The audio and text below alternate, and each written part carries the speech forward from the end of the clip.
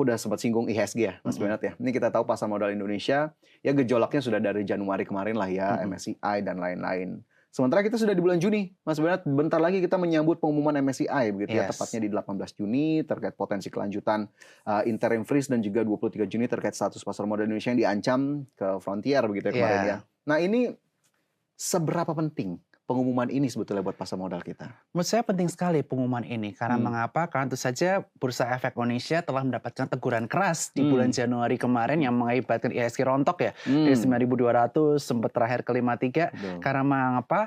Karena kalau kita turun dari emerging market ke frontier market, outflow-nya itu akan cukup signifikan. Yakni lebih dari 150 triliun rupiah. Which is very big to our market.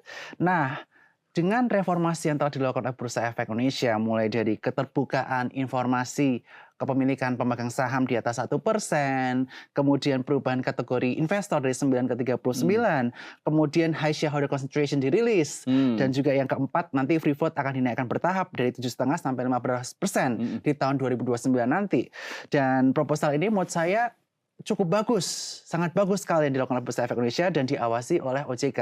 Dan proposalnya telah disubmit di bulan April, tetapi MSCI waktu itu mengumumkan bahwa reviewnya ini nanti bukan di bulan Mei, tapi di bulan Juni, which is nanti di tanggal 18 Juni ini.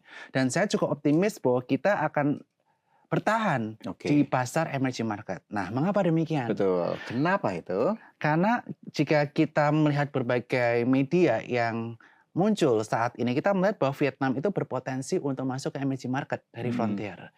Tapi kalau kita bandingkan market cap dari Vietnam dan juga Indonesia